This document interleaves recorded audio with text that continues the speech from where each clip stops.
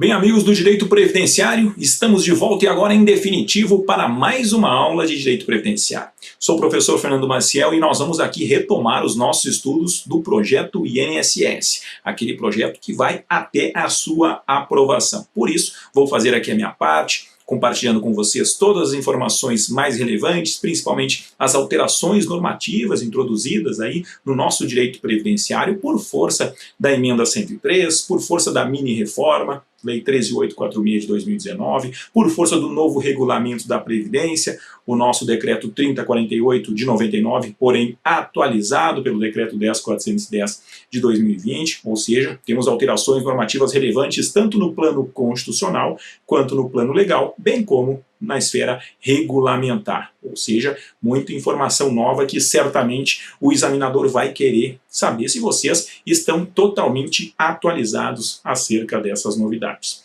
ok? Na aula de hoje nós vamos continuar estudando a figura dos segurados obrigatórios do regime geral de previdência social.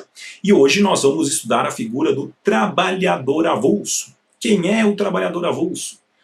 Vamos aqui aprofundar todas as novidades normativas que tivemos. Tanto que, antigamente, nós fazíamos uma análise do avulso em conjunto com outras modalidades de segurados obrigatórios.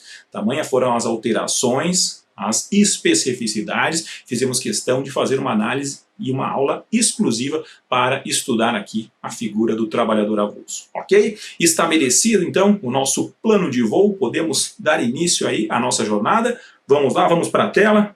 Estudar o nosso direito previdenciário, aonde o objetivo de hoje vai ser estudar a figura do trabalhador avulso. Então, vamos começar, como de costume, analisando um conceito.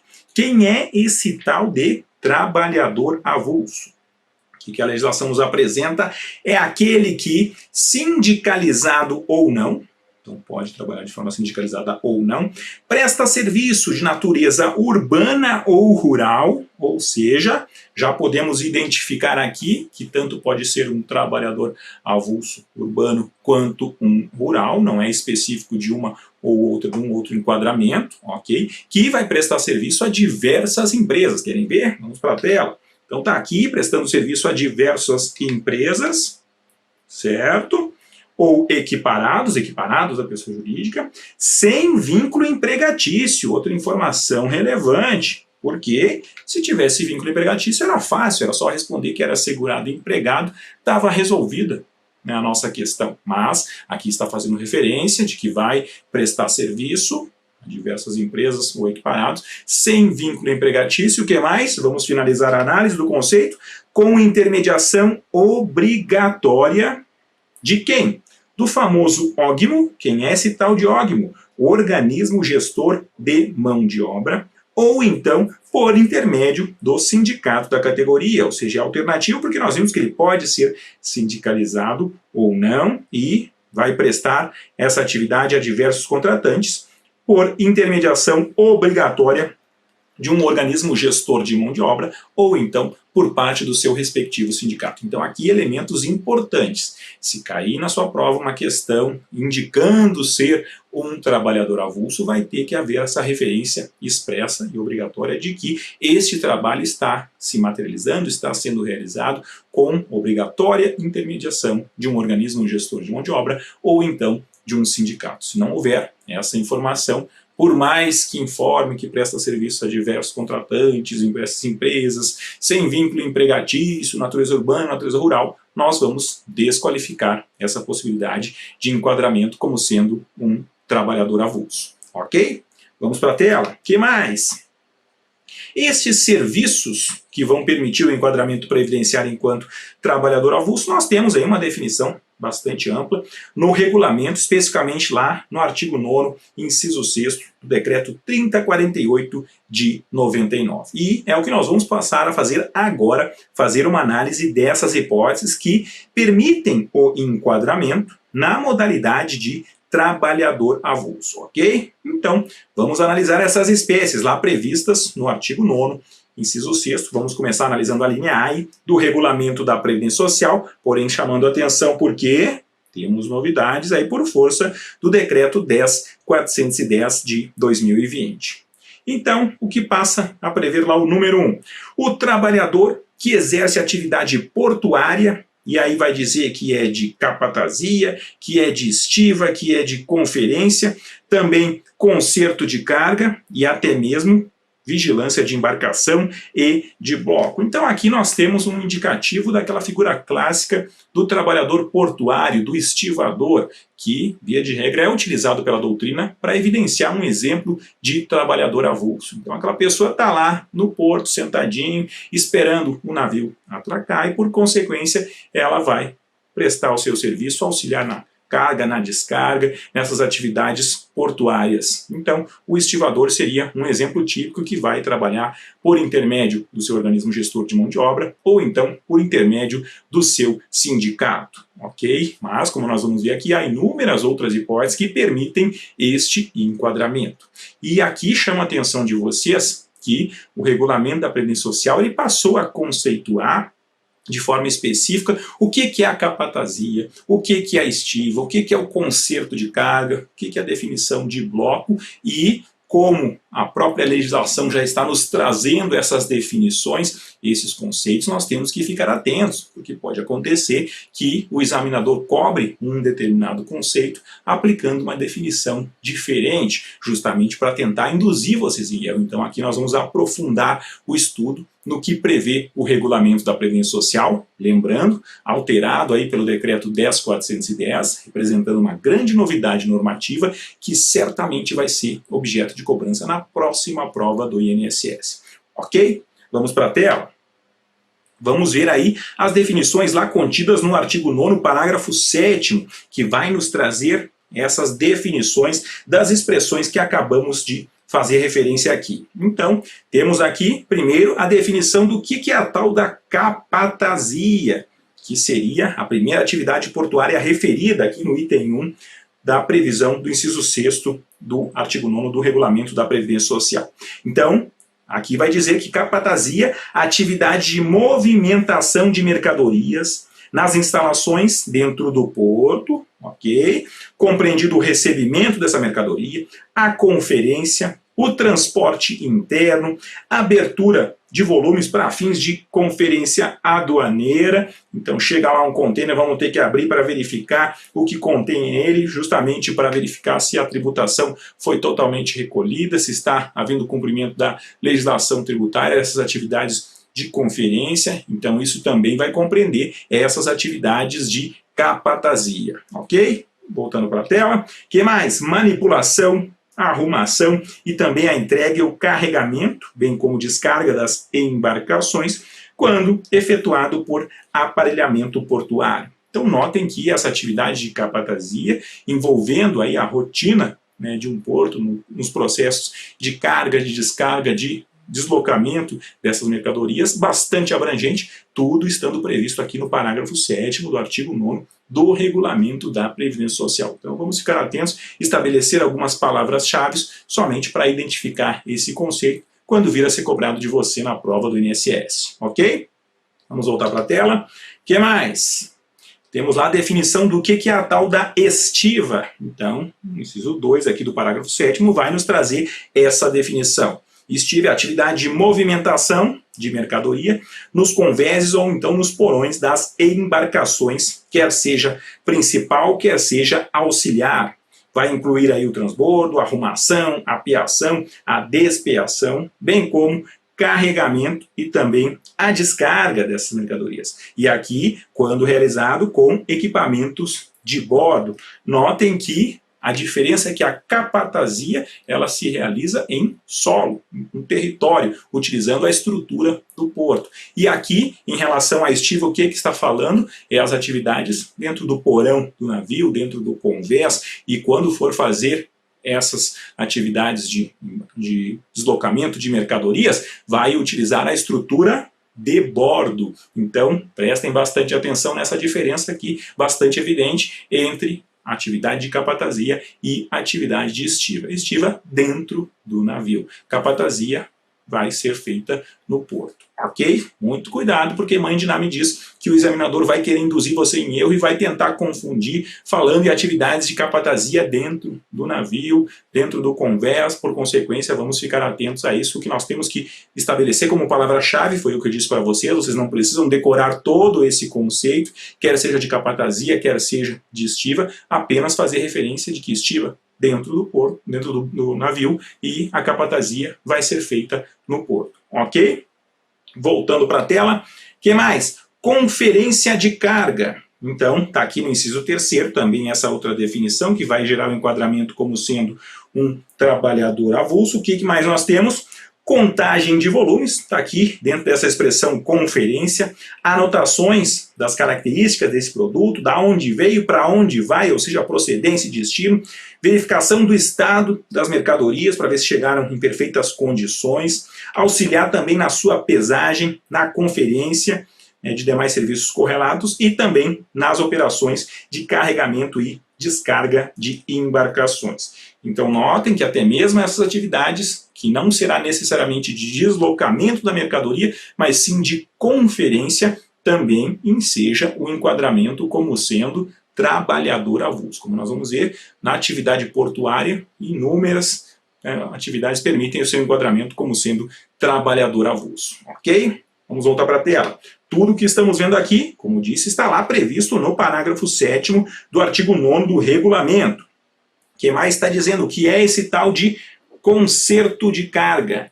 Então, reparo e restauração de embalagens dessas mercadorias, na operação em que procede o carregamento, também a descarga dessas embarcações, pode ter algum tipo de avaria, por consequência temos que proceder aí o reparo, temos aí, se houve aí um rompimento da embalagem, temos que proceder à reembalagem, se perdeu o sinal identificador, proceder aí à marcação, à remarcação, quer seja a etiquetagem, ou seja, temos que também proceder à abertura dos volumes para fins de vistoria e posterior recomposição. Então, notem que aqui este conserto de carga, ele abrange não apenas essas atividades relativas a uma manutenção, mas como vimos aqui, a própria abertura desses volumes para permitir a sua vistoria, para verificar, inclusive, se está em perfeito estado de conservação, se vai ensejar a necessidade de um reparo ou não. Então, também atividades que vão se enquadrar aqui neste conserto de carga.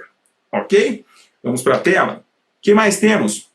Vigilância de embarcações. Então, aqui também evidenciando essa atividade que vai permitir o enquadramento como trabalhador avulso. Ok? Então, atividade de fiscalização no momento de entrada e saída de pessoas que estão a bordo das embarcações, que estão atracadas, bem como movimentação dessas mercadorias, nas rampas, nos porões, nas plataformas e também em outros locais da embarcação. Então notem que essa vigilância não diz respeito apenas à mercadoria que está sendo transportada, mas temos que vigiar quem está adentrando, até porque quando o navio atraca no porto, vai permitir que inúmeras pessoas venham adentrar para auxiliar no desembarque dessas mercadorias. Então, necessidade também de exercer essa atividade de vigilância, que por consequência, ao ser exercido nesse contexto de uma atividade portuária, também vai ensejar o enquadramento como sendo trabalhador avulso, ok? Então vamos fixar sempre algumas palavras-chave aí que possam servir de um elemento para que vocês identifiquem qual o enquadramento, qual o conceito que nós estamos tratando, porque como disse para vocês, por estar arrolado expressamente na norma, por ser novidade, essa disciplina mais específica, grande probabilidade de ser cobrado de vocês, ok? Voltando para a tela. O que mais nós temos? Aqui a conceituação do bloco. O que é essa atividade aí chamada bloco?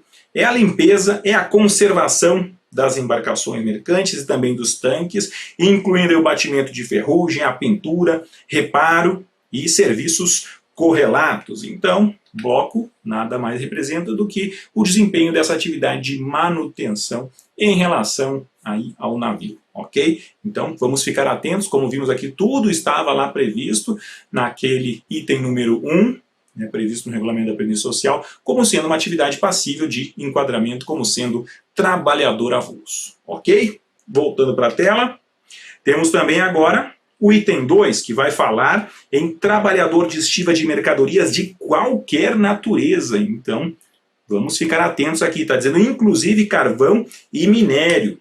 Eu sempre chamo a atenção de vocês acerca das palavras mágicas que muitas vezes são utilizadas de forma generalizante e que evidenciam o aspecto equivocado da questão. Aqui nós temos que cuidar que tem uma palavra mágica prevista na norma, no regulamento. Então, geralmente, quando a gente lê um enunciado, falar qualquer natureza, a gente já passa, não, isso aqui deve estar errado, deve ter alguma hipótese que venha a excepcionar. Aqui, nós estamos falando estiva de mercadorias de qualquer natureza e apenas fazendo referência a algumas de forma expressa, inclusive carvão e também de minério. Ou seja, não precisa necessariamente isso se materializar no âmbito de um porto, mas também em outros locais, a ensejar essa atividade de deslocamento de mercadorias também como sendo uma atividade exercida por um trabalhador avulso. Ok? Voltando para a tela. Quem mais? O trabalhador em alvarenga, ou seja, embarcação de carga e descarga de navios. Também enquadramento aqui como sendo trabalhador avulso. Quem mais? O amarrador de embarcação. Notem esses itens numéricos aqui, todos lá previstos no artigo 9º, inciso 6º, a linha A do Regulamento da Previdência Social. Ok?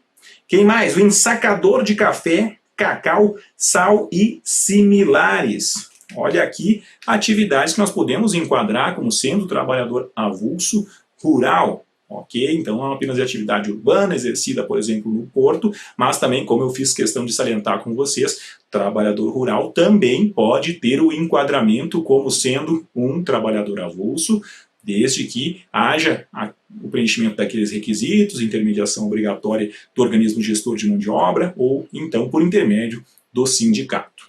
Ok? Voltando para a tela. Quem mais? Trabalhador na indústria de extração de sal, da mesma forma, também uma hipótese aí de avulso rural. O carregador de bagagem em porto, olha que interessante, você aí que gosta de fazer aí um cruzeiro, então por consequência nós vamos ter no porto aquele que carrega as bagagens também, tendo esse enquadramento que vai prestar serviço às empresas, auxiliando os seus passageiros, então também tendo a possibilidade de enquadramento aqui como sendo trabalhador avulso, ok? Voltando para a tela, quem mais? O prático em barra de porto, ou seja, quem é esse tal de prático? É aquele que tem prática, aquele que tem habilidade, aquele que consegue atracar muitas vezes aí um navio de grande dimensão no porto por conhecer aí as especificidades do local, né, a geografia, sabendo onde é que pode ter aí um ponto que venha a ensejar um rompimento do casco do navio. Então é aquela pessoa que conhece bem a região, né, e vai fazer aí a atracagem do navio na condição de um prático. Então também essa atividade vai ter um enquadramento como sendo um trabalhador avulso. Ok? Voltando para a tela, quem mais? O guindasteiro, ou seja, ele não é aquele estivador que está lá, né, levando 50, 60, 70, 80 quilos, né, de um saco de uma especiaria nas costas. Não, ele está lá no guindaste sentadinho, procedendo o deslocamento dos containers. Da mesma forma, esse guindasteiro vai ter aí o enquadramento como sendo trabalhador avulso. Ok? Quem mais? Vamos ver aqui. O classificador, também o movimentador e empacotador de mercadorias em portos. Notem que a atividade portuária ela é um prato cheio para inúmeros enquadramentos, como sendo aqui de trabalhador avulso.